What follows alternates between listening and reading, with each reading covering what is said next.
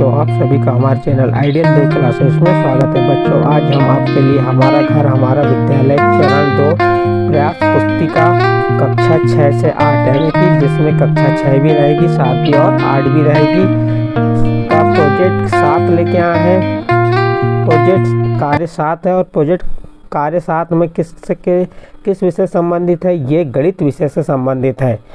तो देखिए, इसके निर्देश दिए हुए हैं। निर्देश में दिया विद्यार्थी अपने घर या आसपास के परिवेश से कम 9 वर्गाकार या आयताकार वस्तुओं का अवलोकन कर उसका चयन करें।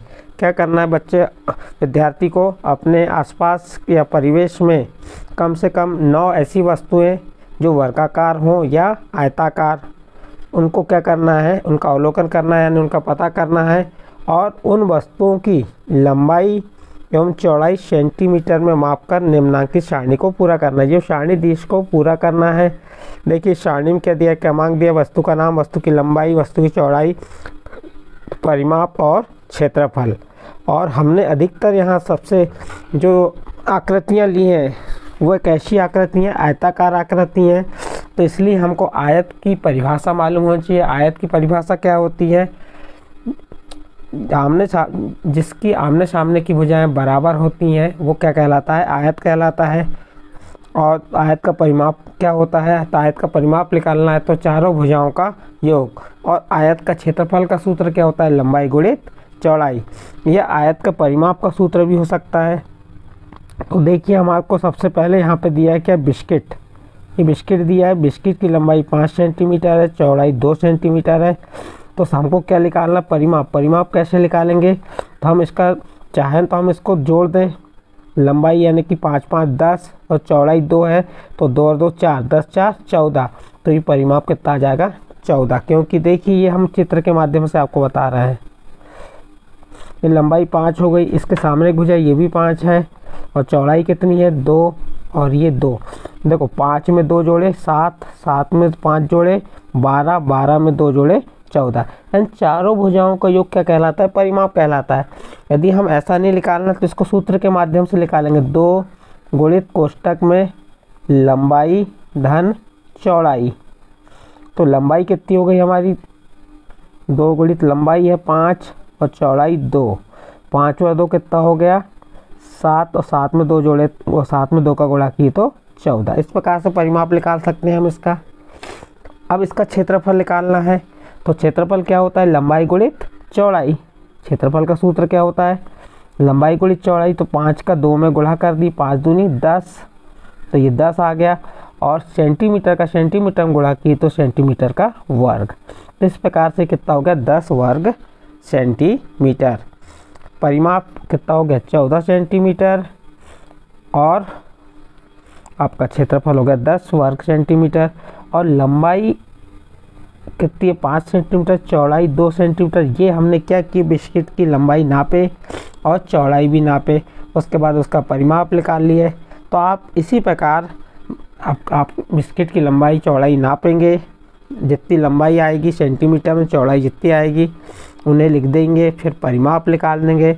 परिमाप निकालने के बाद क्षेत्रफल। तो हमने आपको यहाँ पे बिस्किट का कैसे निकालते हैं ये बताए। अब इसके बाद आपको नेक्स्ट है पुस्तक। क्या है? पुस्तक। तो पुस्तक की लंबाई कितनी हो गई? 30 सेंटीमीटर और चौड़ाई कितनी हो गई? 15 सेंटीमीटर। तो परिमाप क्या हो जाएगा? तो देखिए, अब 30 में 15 को जोड़ दीजिए, कितना हो गया? 45 और 45 में 2 का गुणा कर दीजिए 90। तो ये आ गया उसका परिमाप। या 30 को 2 बार, 30 और 30 60 और 15 और 15 30, 60 और 30 90। तो इस प्रकार से इसका परिमाप कितना आ गया? ये 90 सेंटीमीटर आ गया। और क्षेत्रफल निकालना है तो ये 15 का गुणा किस में कर देंगे? 30 में। 15 का 30 में गुणा किए, 15 शून्यम 0 हासिल की 3, 15 शून्यम 0 और 15 तिया 45। तो ये क्या आ गया आपका? 450। और सेंटीमीटर का वर्ग क्यों हुआ? ये सेंटीमीटर का सेंटीमीटर में गुणा किए तो क्या हो गया? सेंटीमीटर का वर्ग। तो ये किसकी निकाली? पुस्तक का। अब इसके बाद हमने लिए पलंग। तो पलंग की लंबाई दी 140 सेंटीमीटर, चौड़ाई 80 सेंटीमीटर। तो परिमाप क्या हो जाएगा? 440। कैसे निकालते हैं परिमाप आपको बता दिए हैं। और क्षेत्रफल कैसे निकालेंगे? तो ये 140 का 80 में गुणा कर देंगे। ये 2 शून्य जैसा का वैसा, 8 पंचे 4, 8 चौके 32 की 2 हासिल की 3, 8 एकम 8 और 3 11, तो 11,200 वर्ग सेंटीमीटर ये क्या हो गया पलंग का क्षेत्रफल। इसी प्रकार हमने मोबाइल का निकाल लिए। मोबाइल की लंबाई कितनी है 10 सेंटीमीटर, चौड़ाई 5 सेंटीमीटर, तो परिमाप 30 सेंटीमीटर और क्षेत्रफल 50 वर्ग सेंटीमीटर। इस प्रकार खिड़की का भी निकाले, दरवाजे का निकाले, टीवी का, कूलर का और बोर्ड का। इस प्रकार से हमने ये 9 आयताकार वस्तुओं का क्या है लंबाई चौड़ाई मापे, परिमाप लंबाई चौड़ाई मापने के बाद हमने उसका परिमाप निकाले और क्षेत्रफल निकाले। अब इसके बाद नीचे क्या दिया, उपयुक्त सारणी के आधार पर निम्नलिखित प्रश्न के उत्तर दीजिए। किस वस्तु का क्षेत्रफल सबसे अधिक है? तो यहाँ पे देखिए सबसे अधिक क्षेत्रफल किसका है, दरवाजा का है, 13,500 वर्ग सेंटीमीटर। हम लिख देंगे यहाँ पे क्या लिख देंगे, दरवाजा का क्षेत्रफल सबसे अधिक है। सेकंड प्रश्न देखिए, किस वस्तु का परिमाप सबसे कम है? तो यहाँ पे हमने देखे सारणी में सबसे कम परिमाप किसका है, बिस्किट का है, कितना है 14 सेंटीमीटर। तो हम लिख दिए यहाँ पे क्या लिख दिए, बिस्कुट का परिमाप सबसे कम है। इसके बाद प्रश्न नंबर 3, सबसे अधिक क्षेत्रफल और सबसे कम क्षेत्रफल वस्तु के क्षेत्रफल में कितना अंतर है? तो सबसे अधिक क्षेत्रफल किसका है, ये 13,500 है और सबसे कम क्षेत्रफल कितना है 10। तो 13,500 में से 10 को घटा दी तो क्षेत्रफलों का अंतर मालूम हो जाएगा और क्षेत्रफल का अंतर कितना हो गया 13,490 वर्ग सेंटीमीटर। अब चौथा प्रश्न, ऐसी वस्तुओं के नाम लिखिए जिनकी लंबाई व चौड़ाई बराबर है। खिड़की, टीवी एवं कूलर की लंबाई बराबर है। देख लीजिए यहाँ पे खिड़की की 60 सेंटीमीटर लंबाई है, टीवी की भी 60 सेंटीमीटर, कूलर की भी 60 सेंटीमीटर, जिनकी लंबाई कैसी हैं बराबर है एवं खिड़की और कूलर की चौड़ाई बराबर है।